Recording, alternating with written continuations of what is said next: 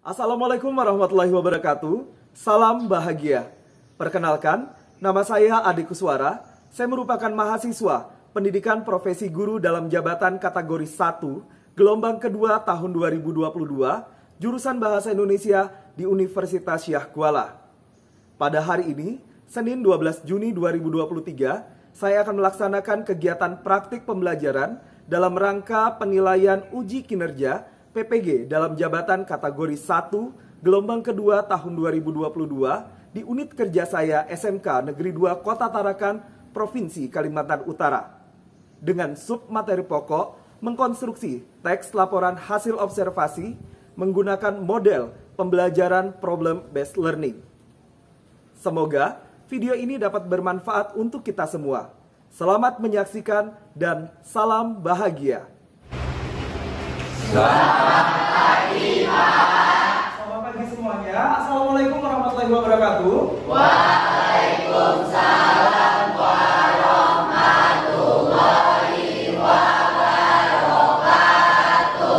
Apa kabar kalian di pagi hari ini? Sehat? Sehat luar biasa. Alhamdulillah kalian dalam kondisi sehat sehingga kalian pada pagi hari ini dapat berkumpul untuk mengikuti kegiatan pembelajaran dalam mata pelajaran Bahasa Indonesia. Alhamdulillah. Oke, sebelum kita mengawali kegiatan pembelajaran kita di mata pelajaran Bahasa Indonesia, silakan untuk Abi melaporkan kondisi kelasnya. Silakan Abi.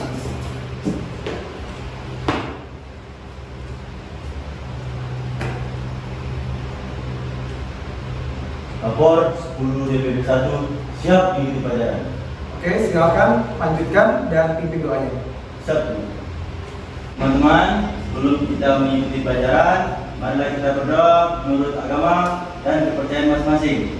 Berdoa dimulai.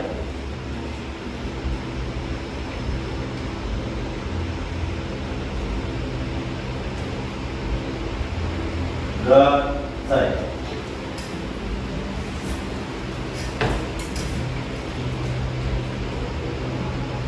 Laporan selesai. Silakan kembali ke tempat. Siap kembali ke tempat.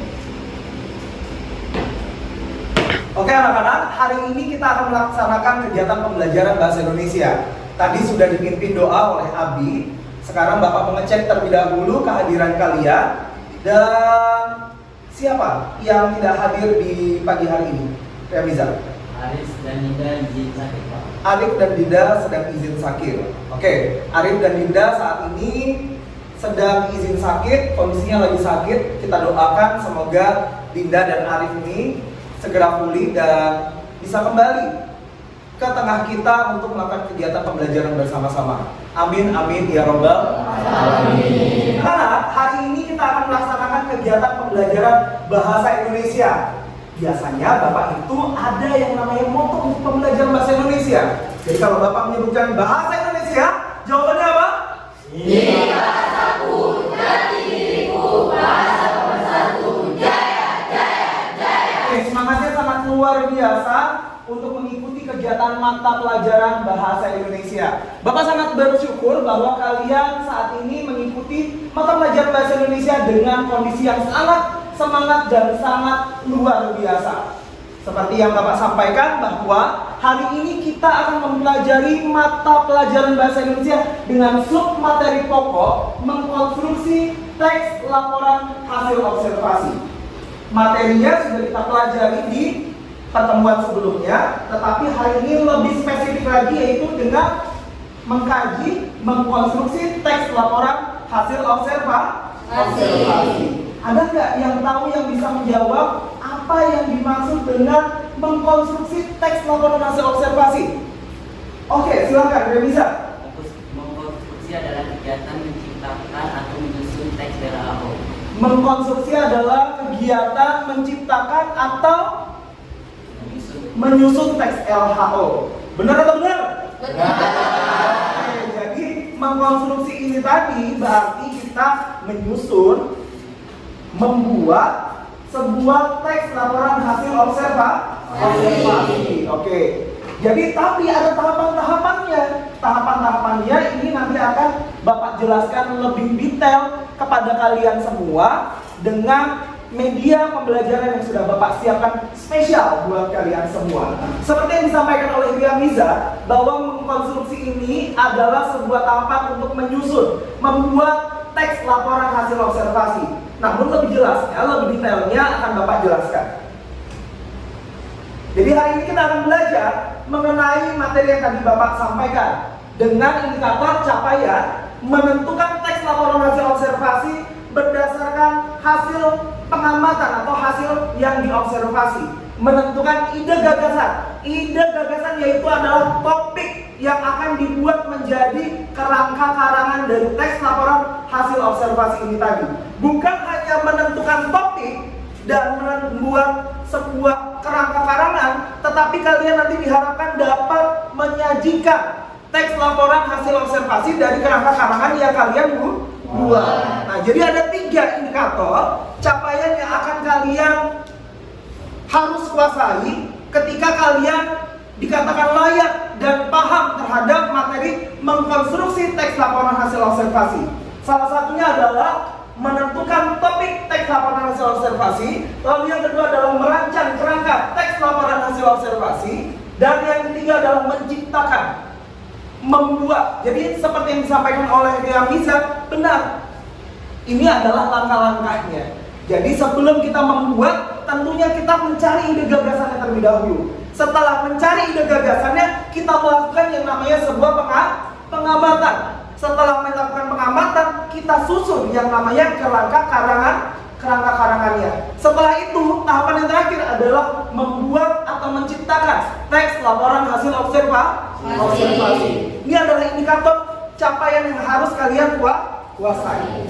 Jadi anak-anak, seperti yang Bapak sampaikan tadi, bahwa Bapak hari ini akan menyampaikan materi yang sangat spesial. Tetapi untuk menspesialkan materi tersebut, Bapak juga sudah menyiapkan lembar kerja peserta didik untuk kalian. Di mana dalam lembar kerja peserta didik ini tadi, atau LKPD ini tadi, bukan hanya berisi tentang materi, bukan hanya berisi tentang soal, tetapi juga ada format penilaian yang akan Bapak lakukan.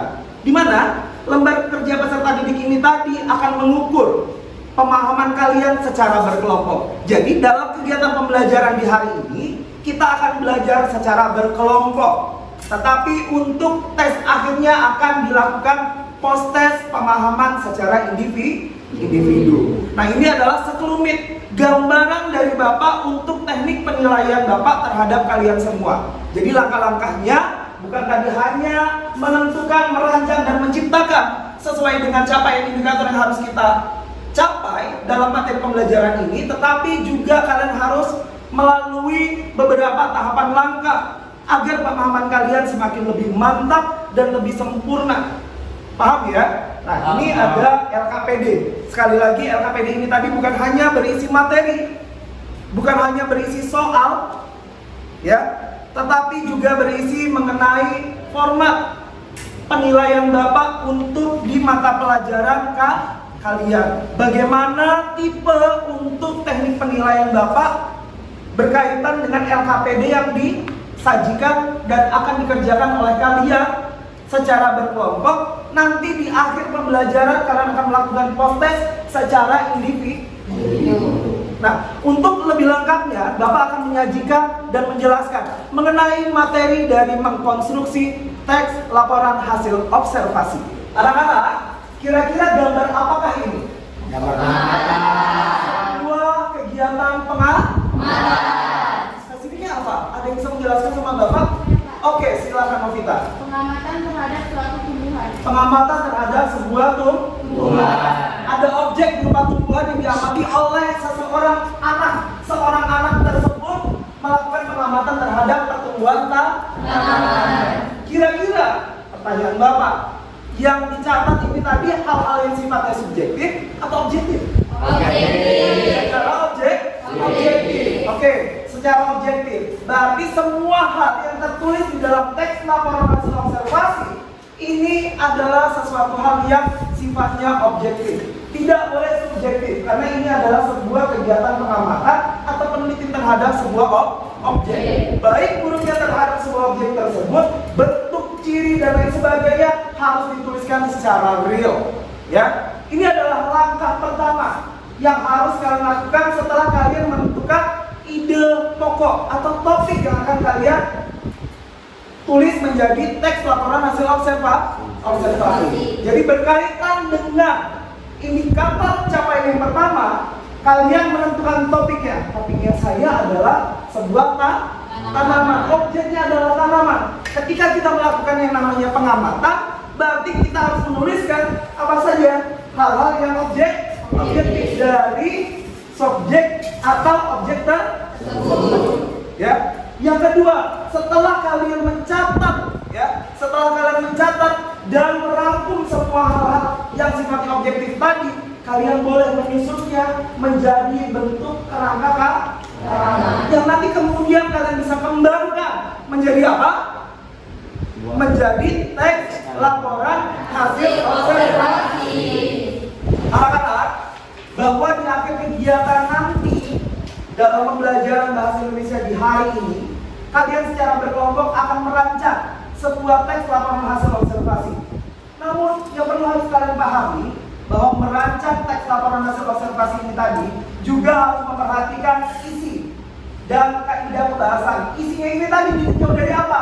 Strukturnya juga, ya. Bukan hanya memperhatikan kaidah pembahasannya, tetapi juga kalian harus menggarisbawahi ada struktur yang mengikat bahwa ini bisa dikatakan sebagai sebuah teks laporan hasil observasi. Ada 3 strukturnya. Yang pertama adalah pernyataan umum, ya. Lalu yang kedua adalah deskripsi bagian dan deskripsi manfaat. Pernyataan umum ini tadi kalian bisa mendefinisikan mengenai apa objek yang kalian buat atau yang kalian amati. Lantas di deskripsi bagian kalian bisa menyampaikan bagian-bagian dari objek tersebut beserta dengan ciri-cirinya.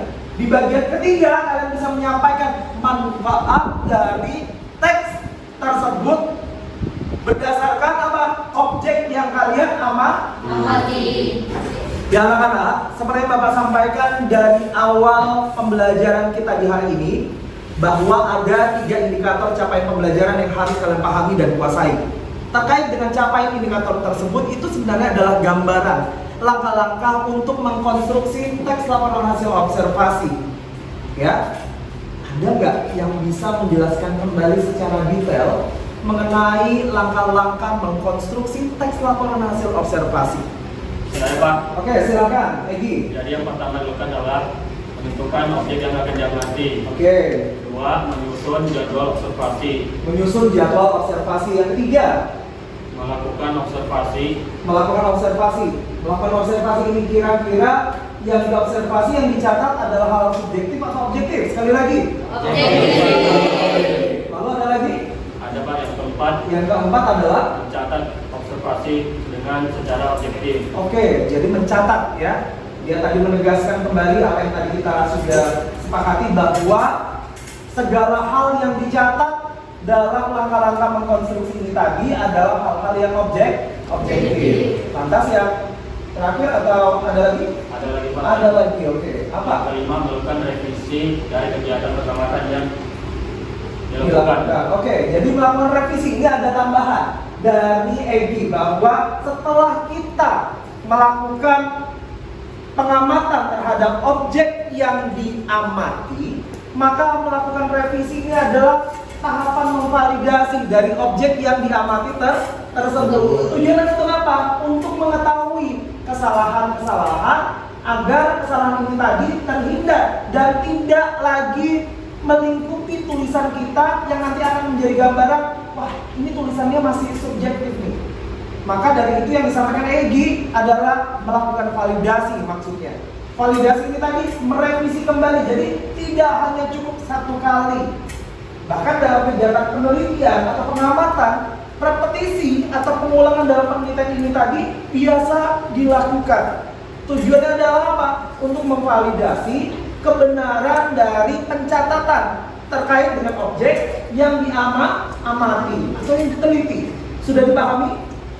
Sudah, alhamdulillah. Jadi ini adalah langkah-langkah yang harus kalian pahami dalam merancang teks laporan hasil observasi, atau dengan kata lain, mengkonstruksi teks laporan hasil observasi dengan beberapa langkah. Jadi untuk mencapai 3 kompetensi dasar atau indikator dalam pembelajaran ini tadi, yang pertama adalah menentukan objek.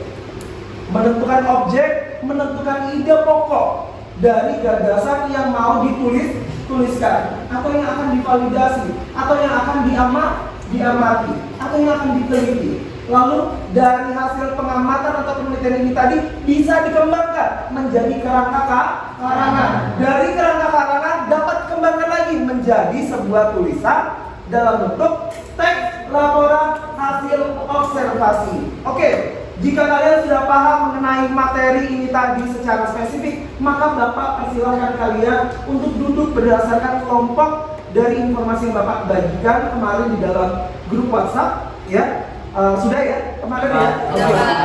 Dari grup WhatsApp ini tadi ada pembagian kelompok dan ini sudah dipetakan berdasarkan minat dan gaya belajar kalian masing-masing. Silakan bentuk kelompoknya berdasarkan hasil dari pembagian kelompoknya ya.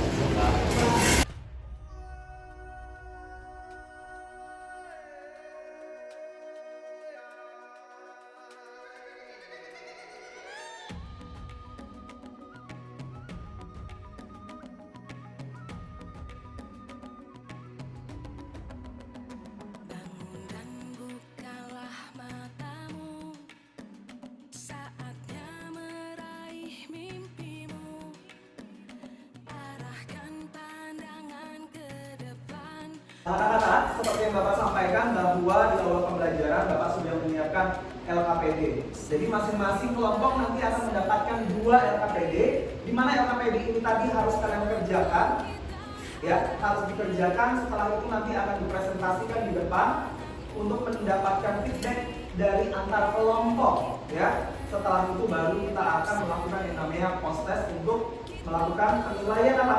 Penilaian atas pemahaman kalian secara individu. Jadi untuk yang pertama, LKPD ini tadi akan mengukur pemahaman kalian secara berkelompok dan kerja kalian secara aktif, secara berkelompok di dalam kelompok. Jadi ada dalam kelompok belajar dan nanti akan di akhir dilakukan penilaian secara individu. Dalam LKPD ini tadi, ya, dalam LKPD ini tadi tidak hanya berisi mengenai materi, juga tidak hanya berisi mengenai soal, tetapi juga ada penilaian, format penilaian untuk soal yang disajikan dalam LKPD di dalam ini, ya. Jadi silakan dikerjakan secara berkelompok dengan ketelitian dan kehati-hatian masing-masing, ya. Silakan, satu kelompok akan mendapatkan 2 LKPD. Silakan.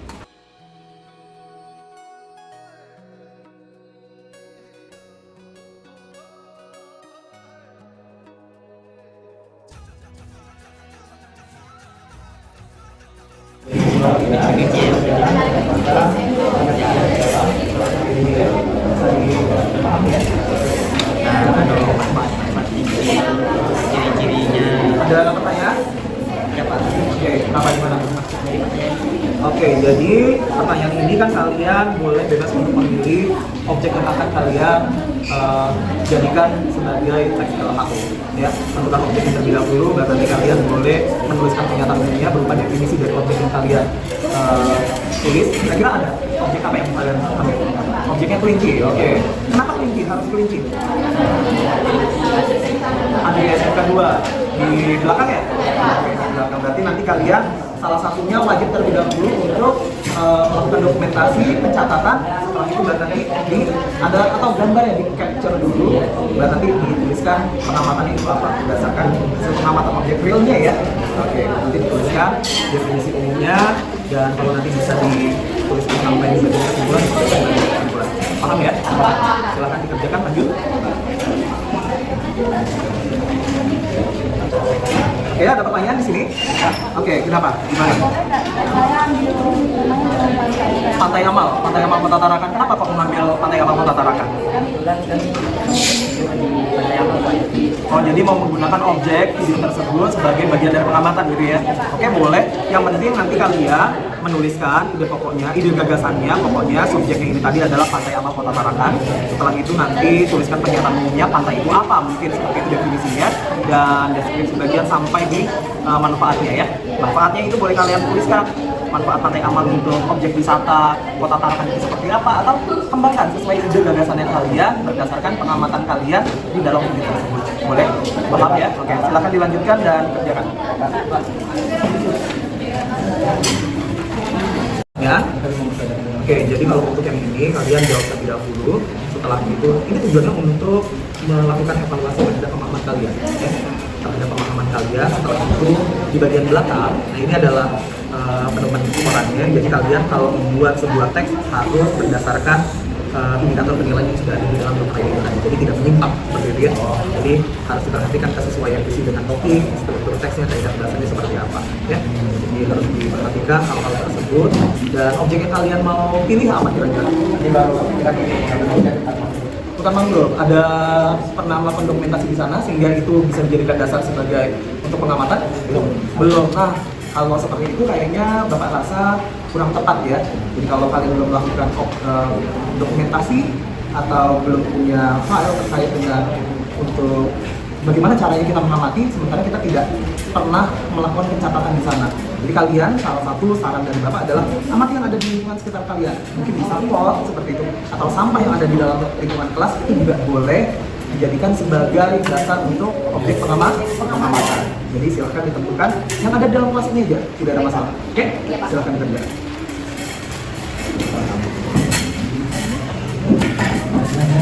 Oke, sudah selesai semuanya? Halo, Pak.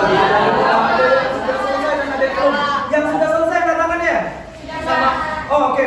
Ada kelompok dari Rizka dan ada kelompok Riyamiza. Riyamiza kalau nggak salah kelompok 1 tadi ya? Oke, untuk mengefektifkan waktu sembari yang lain mengerjakan, menyempurnakan hasil dari kerja kelompoknya, silakan untuk Riyamiza bersiap untuk mempresentasikan hasil dari kerja kelompok bersama rekan-rekannya. Siap Riyamiza? Siap, oke. Silakan. Ya anak-anak, ini adalah kelompok presentasi pertama dari kelompok Riyamiza ya. Kelompok Riyamiza mengambil objek tentang kelinci. Maka untuk mengefektifkan waktu, tim Riyamiza akan segera melakukan presentasi kelompoknya dari hasil kerja kelompok yang mereka lakukan. Tim yang lain harap mengamati dengan tenang, sembari juga boleh menyiapkan pertanyaan-pertanyaan yang nanti akan dilakukan oleh kalian terhadap tim Riyamiza sebagai bentuk feedback terhadap presentasi yang dilakukan. Untuk tim Riyamiza, disilakan. Selamat pagi semuanya. Pagi. Perkenalkan, saya dari kelompok 1 ingin mempresentasikan hasil kerja kami. Saya Riyamiza. Saya Edi. Saya Selin. Saya Nabila. Saya Sila. Di sini saya mengambil objek kelinci. Di mana objek kelinci tersebut berada di lingkungan SMK Negeri 2 Tarakan. Dan kami sudah melakukan pengamatan terhadap objek tersebut. Dan berikut adalah PKHO yang telah kami buat. Pada TCLAO terdapat 3 struktur. Yang pertama yaitu pernyataan umum. Kelinci merupakan salah satu termasuk hewan mamalia dari keluarga Leporadae. Adapun objek yang kami amati di sini adalah kelinci peliharaan yang berada di SMK Negeri 2 Tarakan. Dahulu kelinci sendiri merupakan hewan yang sangat liar yang hidupnya di Afrika sampai ke bagian Eropa. Sampai saat ini, secara umum kelinci sendiri dibagi menjadi 2, yakni kelinci liar atau bebas serta kelinci peliharaan. Lalu ada yang kedua, yaitu deskripsi bagian. Jika melihat dari fisik, terutama pada bulunya, kelinci bisa dibedakan menjadi 2 jenis, yakni kelinci yang berbulu panjang dan kelinci yang berbulu pendek. Sedangkan menurut ordonya, kelinci diklasifikasikan menjadi beberapa jenis, yakni Lyon, Angora, Amerika, English, Malayan, serta Dutch. Lalu yang ketiga ada deskripsi manfaat. Adapun makanan kelinci yang memakan sayuran wortel, namun setelah dilakukan observasi, kelinci dapat diberi makan makanan sayur hijau, biji-bijian, umbi-umbian, serta ampas tahu. Setelah diteliti juga, daging kelinci bisa digunakan sebagai obat asma. Jadi di sini dapat disimpulkan kembali, yaitu daging kelinci dipercaya dapat digunakan sebagai obat yang mampu menyembuhkan atau minimalkan meredakan penyakit asma, infeksi infeksi tenggorokan, liver, dan asam urat. Daging kelinci ternyata mengandung suatu zat yang disebut senyawa kooltefin. Senyawa tersebut apabila digabungkan dengan senyawa lain seperti lemak omega 3 dan 9 disinyalir bisa sebagai penyembuh asma. Sekian dari kelompok kami, terima kasih. Oke, itu adalah presentasi dari kelompok kimia Miza. Maka sesi selanjutnya adalah tanya jawab, feedback dari kalian kelompok yang lain untuk memberikan pertanyaan terhadap tim Ria Miza. Untuk tim yang bertanya silahkan angkat tangannya. Saya Pak. Oke, silakan. Saya Faiz dari kelompok 2 ingin bertanya kepada kelompok 1. Oke, silakan. Tadi yang ingin saya tanyakan, kalian kan mengambil objek kelinci. Nah, kalian itu mengambil pengamatannya tuh kapan dan di mana? Dan alasan kalian mengambil objek kelinci itu kenapa? Itu Oke. saja pertanyaan saya. Terima kasih. Silakan.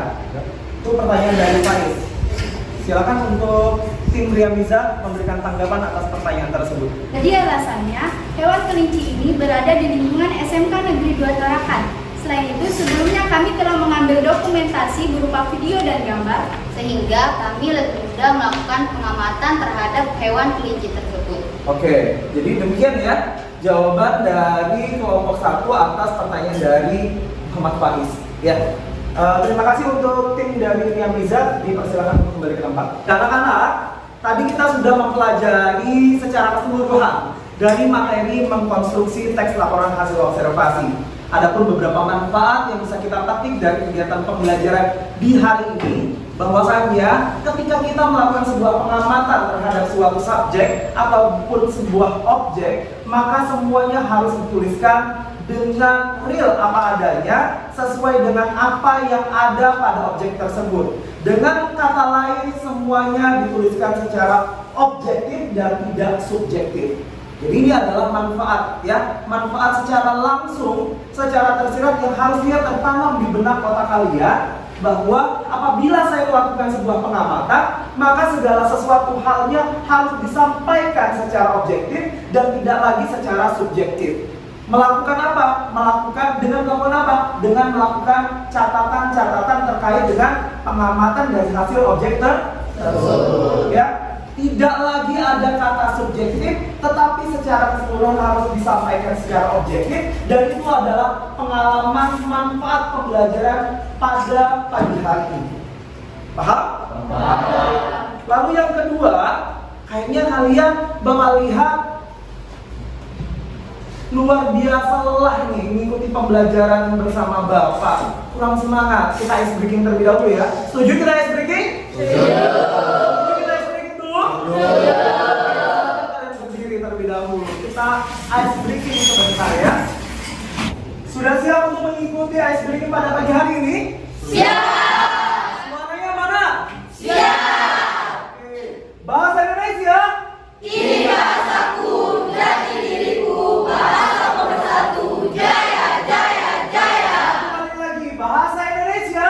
Ini bahasaku, jati diriku, bahasa pemersatu, jaya, jaya, jaya. Kita ice breaking terlebih dahulu ya, siap ya? Siap. 1, 2, 3. Buka tutup, buka tutup, bertepuk tangan. Buka tutup, buka tutup, tepuk tangan lagi. Digulung-gulung, digulung-gulung, lalu tersenyum, hihi. Digulung-gulung, digulung-gulung, lalu tertawa, ha-ha. Buka tutup, bertepuk tangan. Buka tutup, bertepuk tangan. Digulung-gulung, digulung-gulung, lalu tersenyum, hihi. Digulung-gulung, digulung-gulung, lalu tertawa, ha-ha. Buka tutup, bertepuk tangan. Buka tutup, bertepuk tangan. Digulung-gulung, digulung-gulung, lalu tersenyum, hihi. Buka tutup, bertepuk tangan.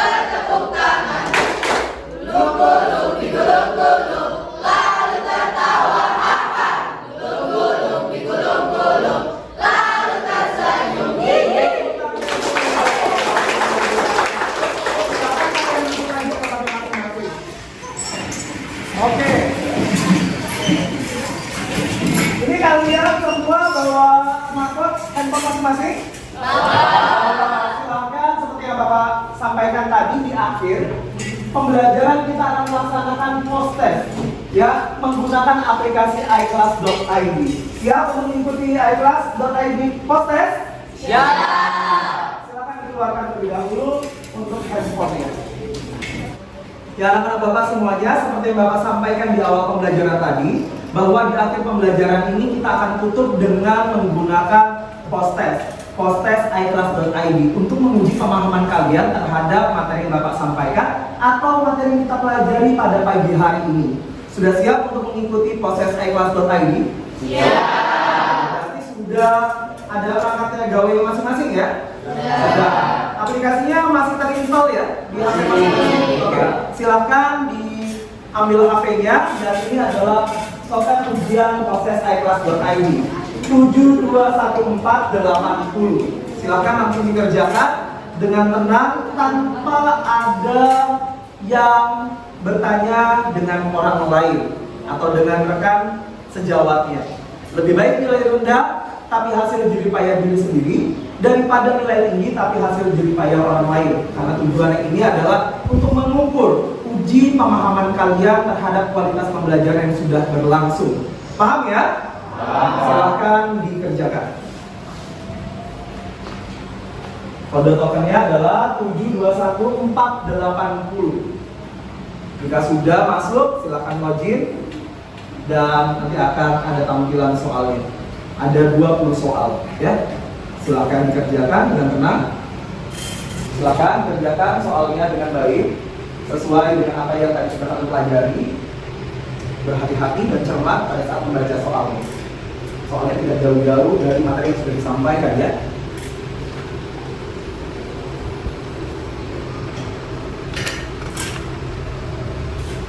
Baiklah anak-anak, dengan berakhirnya mata pelajaran Bapak di pagi hari ini, Bapak ingin mengucapkan terima kasih, semoga ilmunya bermanfaat. Assalamualaikum warahmatullahi wabarakatuh. Waalaikumsalam.